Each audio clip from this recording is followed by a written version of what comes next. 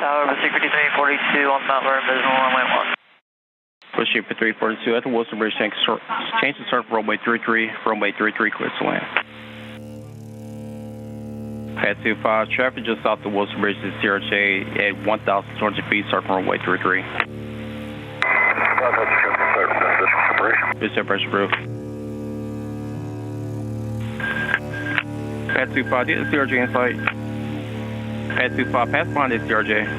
Pad 5 has a aircraft in sight for this separation. This is separation.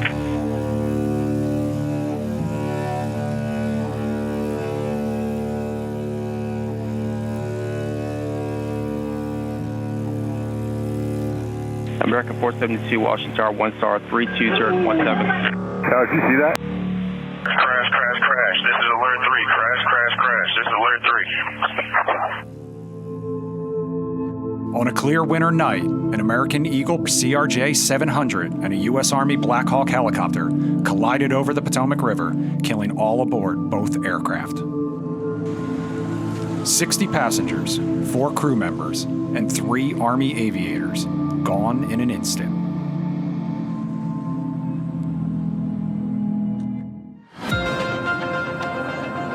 To understand how this happened, we begin with the families demanding answers. The first responders who arrived within minutes, and the experts trying to understand how this could all happen.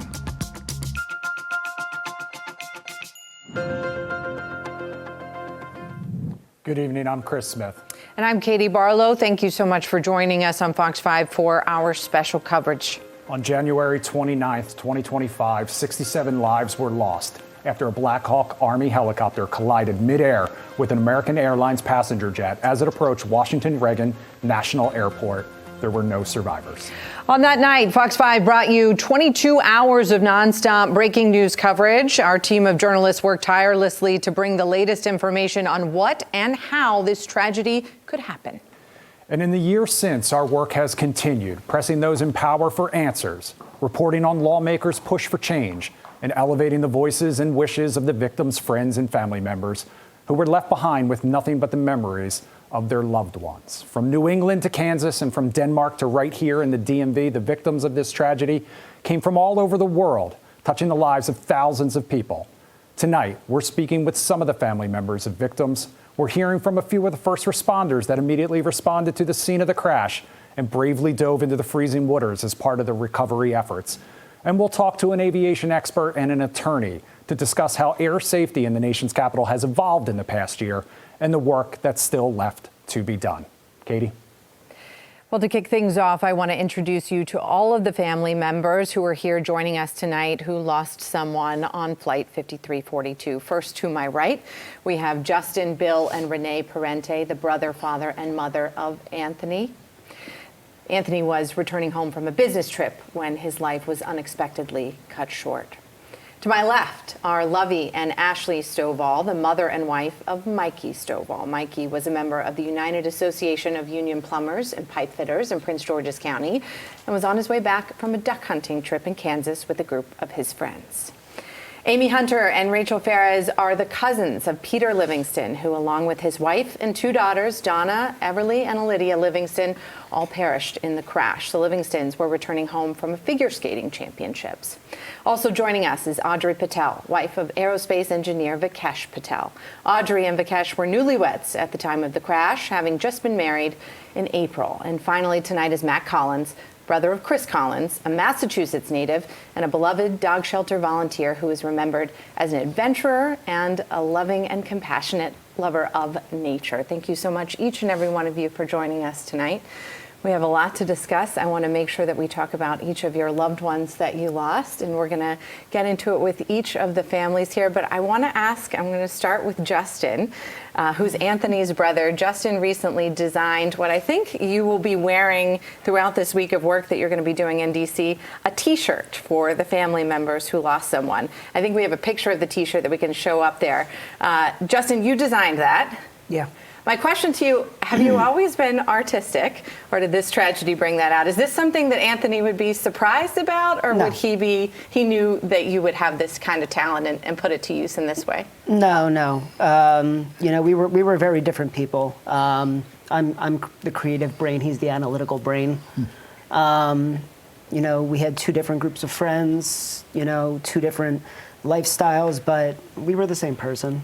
He wouldn't be surprised that, I did this for not just him, but for, all of the families. The design was a collaboration of kind of the legacy that they've left behind, kind of the mission that this year has put on us, and I guess the stories that we're just going to keep telling until we get the results that we're looking for.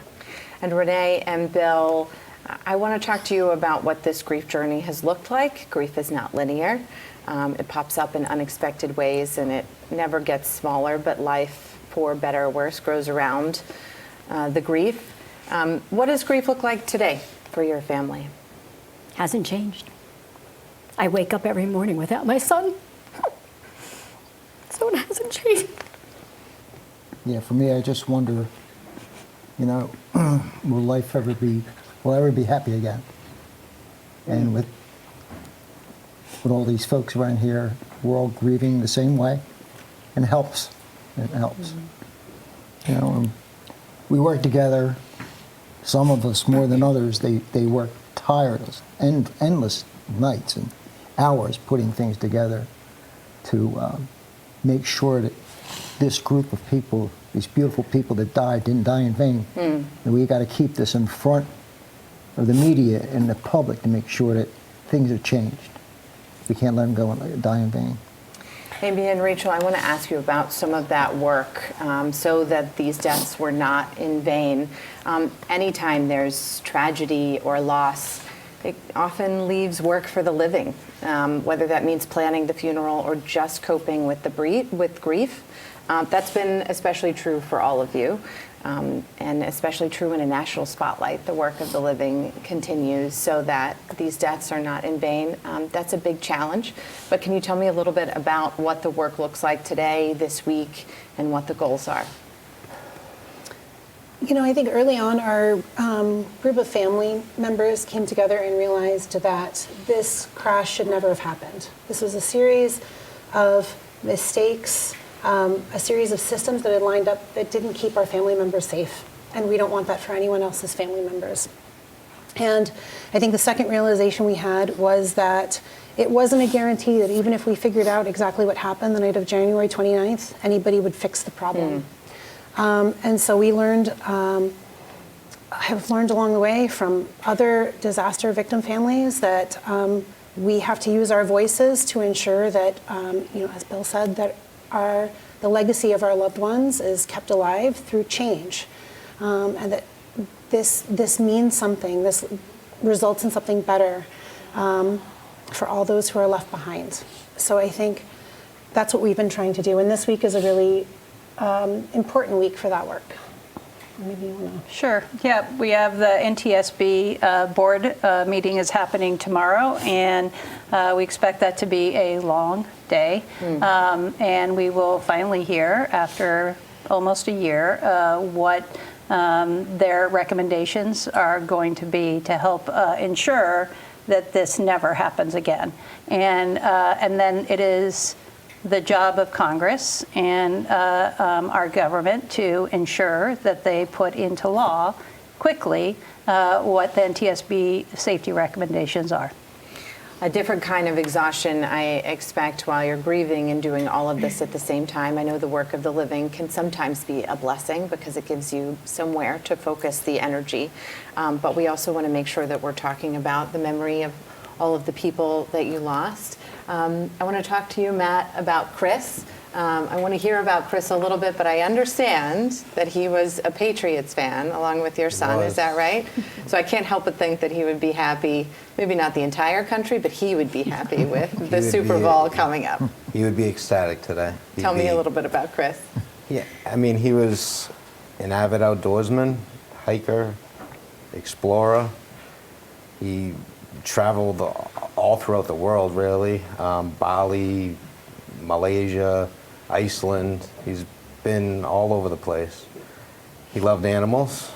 He loved his wife. He loved his family.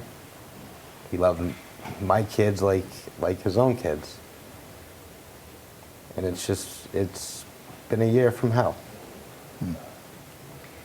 You mentioned the relationship that he had with your son and that he loved your kids as your own, as his own. There are no days off in parenting, and so in this year of hell, you've had to continue to parent through all of this, and that applies to many of you, I know. But can you talk about that particular role of parenting through grief in this way, and both explaining it to your child, but also grieving alongside them? Yeah, it's been a journey that I hope nobody ever has to do. It's been tough. It's been rewarding working with a lot of the other family members and trying to prevent something like this from ever happening again. And I think my kids seeing me do that brings them some proudness and some joy, as you know, to honor that's honoring their uncle, and that's his legacy. And like Bill said, like Rachel said, we're doing this so that they're not forgotten, and their legacies are honored. And we're not going to stop. We are not going to stop. Ashley, I know that applies to you too with Jake. You and Lovey are dealing with your own grief, but also grieving with Jake and parenting him at the same time after you lost Mikey. I want to talk a little bit about Mikey. I understand he was a baseball coach of Jake's team. I think becoming a coach or doing anything with children at that age is one of the most selfless things you can do with your time. So that already speaks to who Mikey was, but tell us a little bit about him and about Jake. So it's funny, Mikey didn't even really like baseball before, but he thought his dad coached his soccer team when he was a kid. So he was like, I'm going to be an assistant coach for Jake's baseball. And when he went to the meeting, they were like, no, you're not going to be an assistant coach. We need a coach. So he started coaching. And he kept thinking, like, I'm doing a disservice to these kids. They deserve better than me. But the kids loved him. The parents loved him. The next season, they all wanted Mikey again and again, and he loved it. So it just kind of became our life, among many other things. I mean, Mikey had so many hobbies. And, in the last year of his life, Mikey and Jake were spending so much time together. Baseball, hunting, golfing, snowboarding. God, I was just thinking about this the other day. There was more BMX riding. They would just load up the bikes in the truck and go to the jumps. And I was like, man, I'm getting kind of jealous here, So they needed that time. They did. And that's the thing. After somebody told me recently that at his service, someone had said, it's almost like Mikey knew, because who spends that much time with his kid, and who tells his wife that he loves her that much, because he did, and who never says no to any trip. It's like he knew he had to live so much because it wasn't going to last long. So I'm proud of that. And good that they had that time together. Good and he learned the rules of baseball. Yeah, and now I know. That's a testament to love, sure. I know things about baseball that I can never forget. So. All right, there's so much more to talk about with these families. We're going to take a quick break, and we'll be right back. You were doing.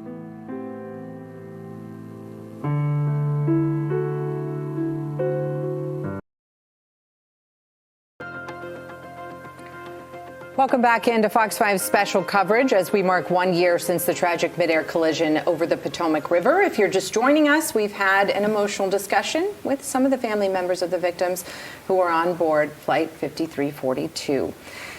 Now we're going to speak with Audrey Patel, who lost her beloved Vikesh. You were newlyweds at the time of the crash. Tell us a little bit about Vikesh. You tell us he was optimistic, and he left his family behind, and that family has grown even since the crash. Tell us a little bit about him and about your family now.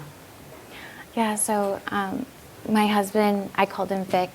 He was a people first person. He was an incredible leader in the aerospace industry, and he was relentlessly pursuing being the best version of himself for our family and professionally. The reason he was flying on a Wednesday was because he had a goal of only being away 5 nights a month in 2025. And then it meant he was gone forever. And he was so funny. I mean, this man made me laugh so hard, I spit out my toothpaste when I was brushing my teeth, like every night. And he called his parents 3 times a day, every day. He was a rock for his older sister, who was only 14 months older than him, so they were almost like twins. And at the time of the crash, his older sister, Denisha, was 3 months pregnant, and I was 6 weeks pregnant. So we had just found out that we were expecting our first child, and so this year has been incredibly hard to go through welcoming our son without him to see it, because one of the things he looked forward to most in life was becoming a father. Navigating the postpartum world while also navigating this tragedy is unimaginable. If you feel comfortable, tell us a little bit about your son and the early motherhood journey. Yeah, he is incredibly sweet and calm. I think the universe knew I needed a break. He's been very easy. Good job, universe. He's got dark brown eyes and a dimple on his cheek like his dad.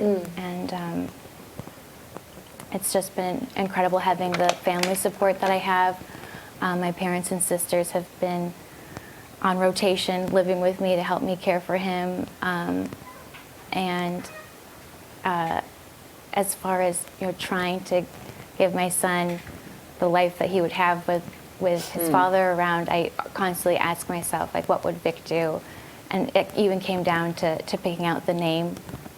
And I knew that he would never use a name that his sister didn't like.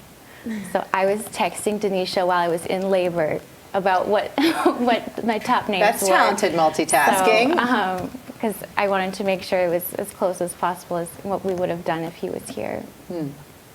That's beautiful, and texting while in labor is a different level of strong. But you already knew by that point that you had to be. I want to talk about the Livingstons, and they were part of this community that was left heartbroken in the aftermath of the crash, and that was the world of U.S. figure skating. They were a tight-knit group. There were elite prodigy athletes as a part of it, their families, their coaches, many of whom trained in Loudoun County's Ashburn Ice House, Skate Quest in Reston, and the MedStar Capitals Iceplex in Arlington. Many of those skaters and their families were on their way back from the 2025 Figure Skating Championships in Wichita, Kansas, where that American Airlines flight departed from. So the Livingstons, they were together when the plane went down, and clearly traveling to something like this for both girls, they functioned as a family unit. Yeah, I mean, they were at a high point for their family. They had 2 girls who were top in the nation in their sport. They were so excited about having 2 in the National Youth Development Camp. Everly was the oldest, and she was shy and driven and so talented. Liddy, the younger, was a spark of life and mischievous and sassy and fun. And I don't know, they all had big personalities. My cousin Peter had a big personality, a great sense of humor. His wife had a big personality, a wonderful laugh. And it was, it was a real high point for their family that they were coming home from. Skating at that level is no small endeavor, I understand, and can take the full family to be able to accomplish it at that level. But to have 2 kids that reach that level just shows the dedication, I think, of both parents. It was Peter, who is our cousin, who absolutely adored skating. He was a hockey player. Hockey player, right? Yep.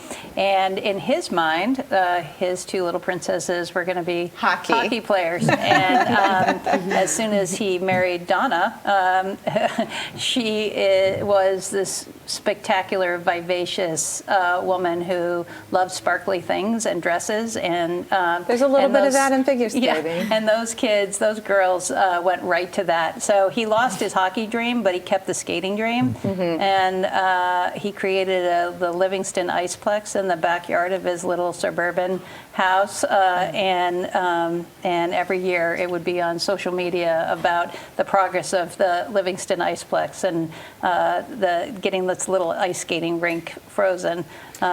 Yeah. Well, hockey's loss was a figure skating's gain in that situation, but definitely clear that it was a remarkable family effort for them to be there. One of the other local communities that were left with a hole in their hearts was the UA Steamfitters Local 602, a union representing workers in the heating, air conditioning, and refrigeration industry in Prince George's County. 7 of their members died in that crash as they were heading back home from a hunting trip in Kansas. Mikey Stovall was one of those members. We've already talked a little bit about Mikey, but he was with a group and they were having a good time hunting. And from the pictures I've seen online, he seems like he was pretty good at it. Maybe better than he was at learning the rules of baseball. I think he was a little too good at hunting.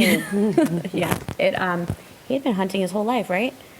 Pretty much. And he was with a group of men, some that he worked with, 2 groomsmen from our wedding that he had known for a very long time, a childhood best friend, and it was something that they were going to do every year. You know, they had already spoke about the next year going back. So, yeah, they had a great time, ate a lot of really good food, but they were gone for too long. It was 7 days, and they all agreed that next year they wanted to do 5 days. It was too long. They said they missed us too much. I remember him saying, yeah, all the men, we all agreed that we miss our wives and kids too much. We're not doing 7 days next year. We're doing 5 days next year. It sounds like his childhood friends went, Lovey. So is this something that he's done since he was little? Has hunting always been one of his endeavors? No, he was more into soccer. I wouldn't let them. My husband wanted to get them BB guns, him and his younger brother. Okay. And I was like, no, absolutely not. So I think he. So you're not the one who taught him how to shoot? No. I think he was probably, both of them, my husband took a hunting class with them, a safety class, and they were probably 11 and 13 when they first started hunting. And I remember the first deer that Mikey got. And there's a tradition that happens when you kill your first yeah, they deer. brought it into our garage. Yeah. I think you were there. There was blood on their hands, and I'm going. Yeah, I agree with you there, but I know that tradition all too well. No, and even Jake, his son, has probably gotten 15 or 16 deer either by crossbow or shotgun or anything. Oh, crossbow, that's more challenging. And his nickname is Killer. He's 12 years old. He might not appreciate us giving him that nickname on live TV, but that's all right. We just mentioned 2 of the communities that were collectively mourning. Obviously, there were many involved in this entire process. Our region, while not everyone on that plane is from our region, we feel like our region experienced some of that tragedy with you and have experienced some of the work that you've done in advocacy and lobbying since then. But I want to ask, what else do you need from our community within our Fox 5 viewing area around our region that you haven't gotten or that you need as you begin this next venture when you get, the next step from the NTSB? What do you need from our community? Amy. I would say that probably the most important thing is once we get to the point where the NTSB final recommendations comes out, which is going to be tomorrow, and the House has the opportunity to do hearings related to it, that we ask for the public to support as much as they can, calling their local senators, their congresspeople, to ask for them to support any legislation that improves aviation safety. So all of the things, particularly the Rotor Act that is now at the House, that the Senate passed unanimously, and the White House has supported. We're very encouraged by that, and we expect that it will be included and swiftly pass through the House. And we're asking for support from the public to encourage Congress to close those safety loopholes. And our job in the media will be to continue to educate folks as all of those things come up. Renee, you wanted to make sure that we mention Anthony's Laura, and I'll end with you or anyone else who wants to jump into this discussion. I think it was at least attributed to, wrongly or rightly, Ernest Hemingway, who says we experienced 2 deaths. The first when we're buried in the ground, the second the last time someone utters our name. I was going to say that to you earlier. We will continue to say their names as a part of this entire process. And the work of the living continues. But I just wanted to give you a chance to mention Laura and talk about and say Anthony's name one more time. They were getting married in July. And she's just a beautiful person. And she'll be part of our family forever. Amen.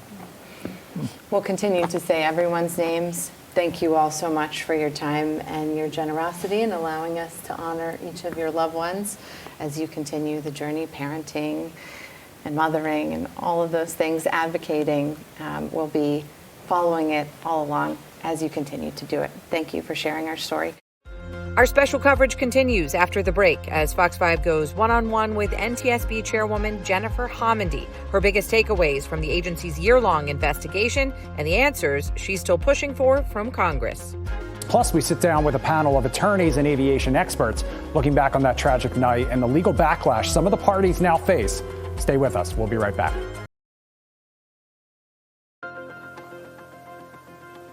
Welcome back to Fox 5's special coverage marking 1 year since the deadly DCA midair collision over the Potomac River. Now, in the year since the crash, the NTSB has given several updates on their investigation and even recently weighed in on legislative pushes to make changes to DC's airspace to prevent a tragedy like this one from happening again. NTSB Chairwoman Jennifer Homendy has been one of the loudest voices, recently slamming a bill that would have reversed safety measures put in place in the wake of the midair collision over Reagan National Airport. Now, our Tom Fitzgerald sat down with Chairwoman Homendy for a one-on-one interview. Here's a part of their extensive conversation. As you look back on it now, in your role when you speak to the American people, is it even possible to assure them that this could never happen again? Or is that just an unknown that you can't give that answer? I can't give that answer. We issue recommendations that will prevent it from happening again. But those are recommendations. And we have many times issued recommendations where no action was taken, and we end up with another tragedy and another tragedy and another tragedy. The first mid-air collision that we recommended collision avoidance systems was in 1968. And so in order to prevent it from happening again, you have to take the action that we tell you to take to prevent that next tragedy. So that's just a small portion of Tom's nearly 20-minute sit-down with the chairwoman, and it's a lot to unpack. But first, let me introduce you all to our panel of aviation experts and attorneys. First is Ella Atkins. She's a professor in Virginia Tech's Aerospace Engineering Department. Thank you so much for joining us. And right next to me is Tom Simeone. He's managing partner of Simeone & Miller, LLP, a local law firm with a focus on aviation accidents. Thank you so much for joining us all tonight. A note to our viewers, though, neither Tom nor Ella are involved in any pending legal cases connected to this crash. They are rather here to lend us their expertise in their respective fields. So, Ella and Tom, like I said, thank you so much for joining us. So I want to get your reaction to Chairwoman Homendy's comments first. And Ella, I'll start with you. I think it's incredibly important that the NTSB have a strong voice and that the FAA and government follow the advice. The FAA and the NTSB both work together to make sure that investigations are done carefully. The advice to increase the separation between helicopters and commercial traffic in the DC area was not offered lightly. It was based on a lot of investigative work that was done by the NTSB, and it should be followed. I fully support the comments. All right, Tom, how about you? Yeah, I couldn't agree more. I'm not an aviation expert, but have some experience with this, and I think the precautions that were taken right after the accident were good. and they were needed, and they'll hopefully save lives. And I think any step backwards is just a bad situation. All right, and we'll talk about that in just a second. But Ella, first, we are still waiting for the NTSB's final recommendations, like we heard from some of the victims' families. Now, in the aftermath of this crash, what do you hope to see included in those recommendations? First, what we expect to have included is that the helicopters and the aircraft will not share that airspace anymore, where there was such a very small difference in altitude between the helicopter route and the approach to runway 33. Generalizing, I believe we need to look at other airports, other similar situations where there can be low-flying air traffic on approach or departure to runways, so that this no longer has as much possibility, not only in DC, but in other areas as well. That's kind of the main thing, is to keep the traffic separated through policy. Also, better information, whether it's through data link or through shared channels and better communication. All right, so while we wait for those recommendations, in your expert opinions, and I'll start with you again, has enough been done in the past year to make sure a tragedy like this never happens again? It's hard to say that there's enough. Aviation safety is a moving target. There's a trade-off. We want the airlines to be prosperous, but also keep people safe.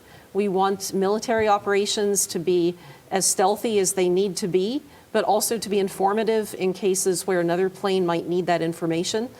We have trade-offs, therefore.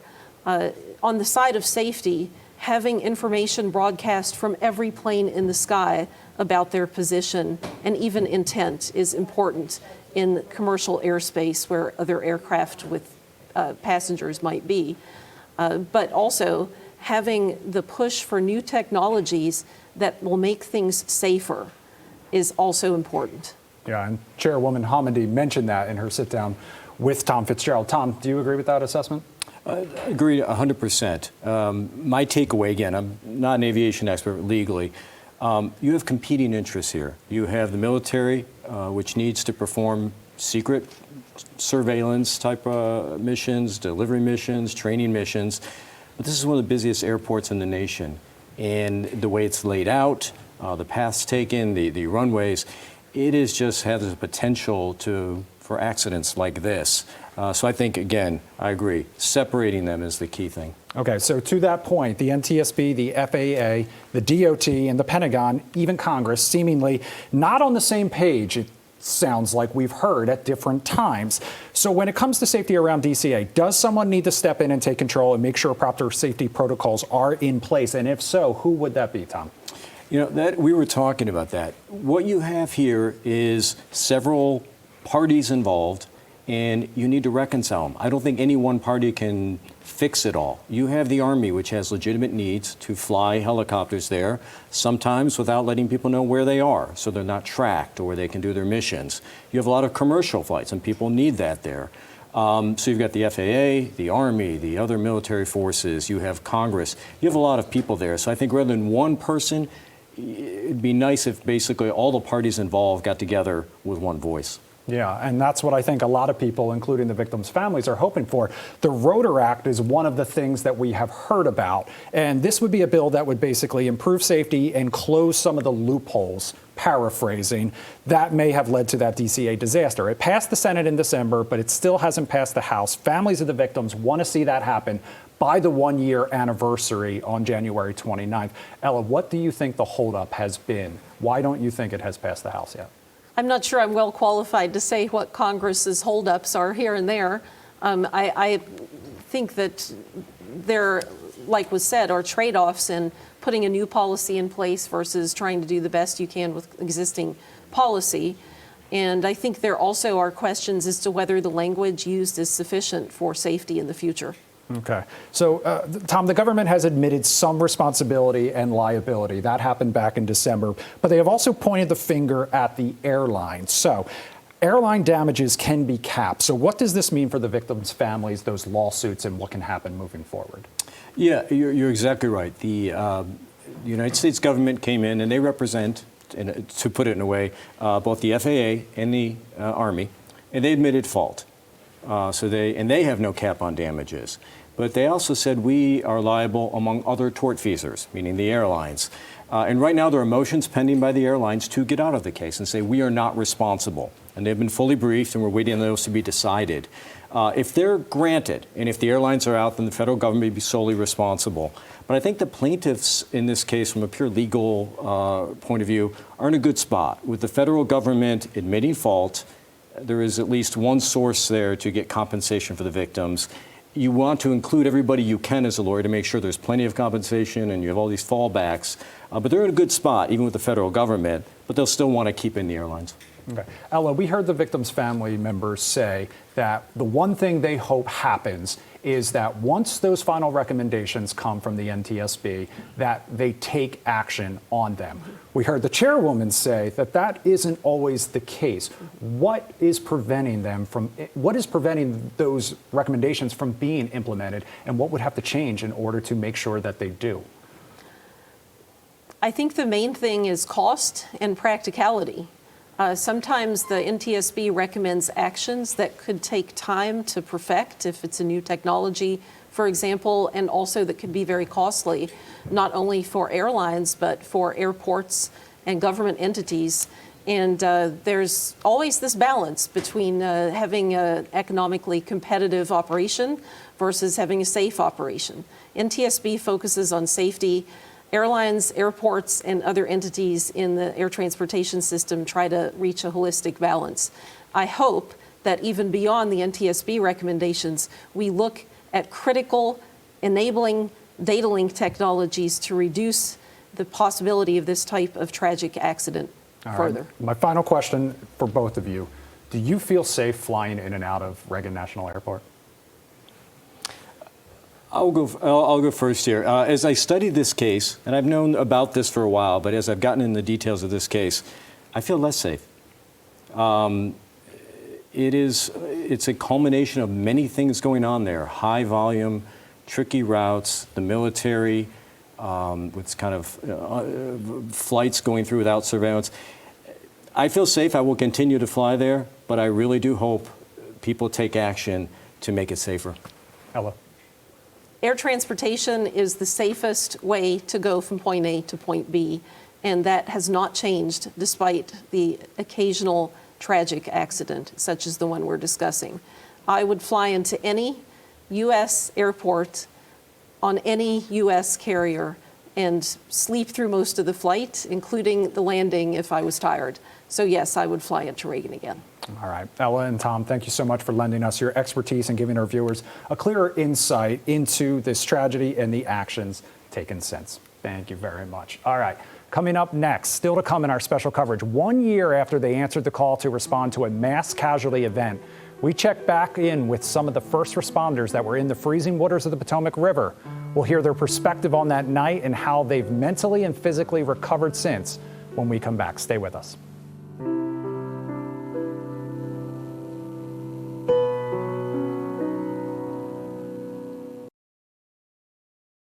We did not rest at all, and we worked for weeks and weeks to make sure that not only the loved ones were brought home, but we got their personal effects and we did our job.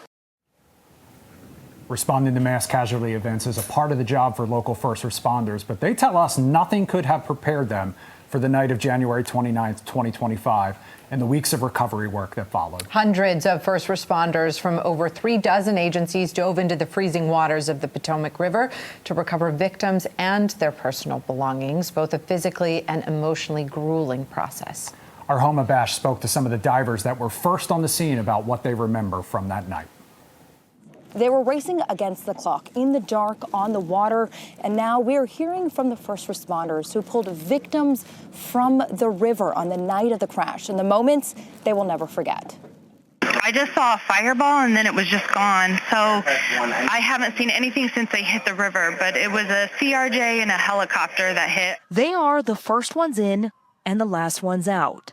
It's the worst thing that I've ever seen in my career of 22 years here in Washington, D.C. And on the night of January 29th, 2025, they were there in minutes. I'm an on-call diver for the department, so my phone rings and I answer the call. First responders from D.C. Fire and EMS, D.C. Police, neighboring counties and states. 350 first responders that first night from 40 different agencies. At what point did you know this is different than anything else I've ever dealt with in my career? Immediately. Yeah, immediately. Officer Robert Varga is a diver with MPD's Harbor Patrol Unit. He did 3 dives that first night, ranging from 20 to 25 minutes, pulling 6 bodies from the river. Each dive, you were just trying to see how long you could last underwater. It wasn't that we were running out of air. It was kind of we were running out of the ability to keep moving our hands, our fingers, and all that. Despite the frigid temperatures and darkness, Varga says some things actually worked in their favor. The majority of the crash site sat in relatively shallow water, roughly 8 to 10 feet deep. We actually had more visibility than I've ever seen in this river in 13 years. So some things did kind of fall into place to make it a little bit easier, but there's no way to prepare for that. We train a lot. I don't think we train for this. I don't know how you train specifically for this scenario.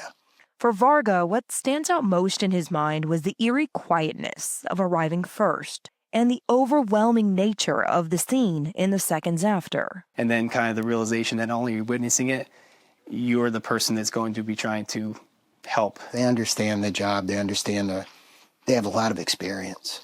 But I think the magnitude of it was hard. But beyond recovering victims, 67 remains in 6 days. It was just as crucial to bring their belongings to the surface. Luggage to anything we size a laptop, down to anything the size of a cell phone, down to wedding rings and jewelry and anything that we could give back to the families. How emotional is that? Very, yeah.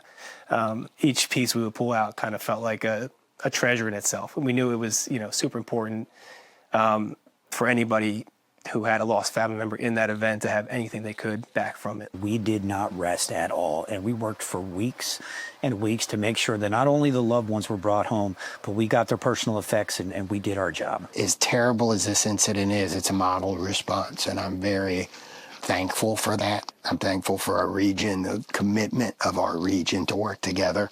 Hundreds of first responders came out here that night, and many of them returned in the days, the weeks, and the months to come. And the weight of this tragedy, that'll stay with so many of them forever.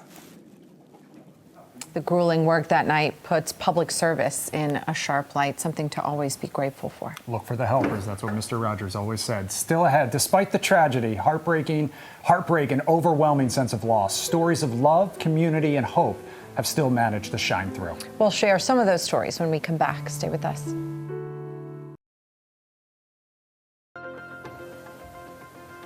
Welcome back. It's been a heavy night as we get ready to mark 1 year since the deadly midair collision over DCA. We've cried, we've analyzed, and we've honored the legacies of the 67 lives that were lost. Along the way, there have been some moments of hope since January 29, 2025. Last March, U.S. Figure Skating and Monumental Sports and Entertainment hosted the Legacy on Ice fundraiser at Capital One Arena in tribute to the DCA crash victims. The beautiful and emotional sold-out event was put together in just over 30 days. It included 37 of figure skating's most iconic athletes and raised nearly $1.2 million to support first responders and the families and loved ones.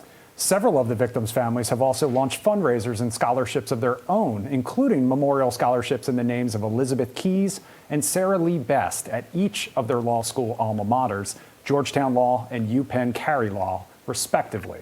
To honor and continue the legacy of Lindsay Carter Fields, her family has launched the Lindsay Fields Memorial Science Scholarship to empower future scientists to pursue their dreams. And the Greater White Bear Lake Community Foundation established the Wendy Jo Schaefer Foundation to support women in professional spaces. And Wendy's sister Emily sent us a message to share with you all tonight. To continue her legacy, we want to ask, what would Wendy do? As a chemical engineer, she always strived to build up those around her, especially young women in the field.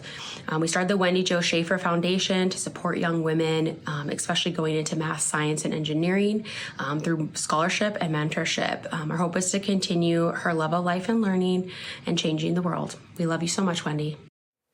Our thanks to Emily for that beautiful message. You can find a list of other verified GoFundMes and fundraisers on the Fox Local app. And as the world counts down to the Milan Cortina Winter Olympics, an emotional full circle moment for one skater who lost his parents in last year's Potomac plane crash. Maxim Naumov paid tribute to his late parents during the figure skating championships, and it landed him a spot on the men's U.S. figure skating team that's heading to the Olympics next month. Naumov says the games were one of the last things he spoke to his parents about, former world champions Vadim Naumov and Evgenia Shishkova, before they died. The deadly midair collision over DCA changed all of our lives. I want to say a special thank you to the families of the victims who joined us this evening. Your courage, and strength all continue to inspire us. Yeah, and I also want to thank our panel of experts and lawyers for their analysis and perspectives as we continue to hold those in power accountable for safety changes to prevent another tragedy like this from happening again. And of course, a big thanks to all of you, our Fox 5 viewers, for joining us for this special program, for heeding the call of the families and what they need moving forward. Continue to stay with Fox 5 and Fox Local as we mark 1 year since this local tragedy. Good night.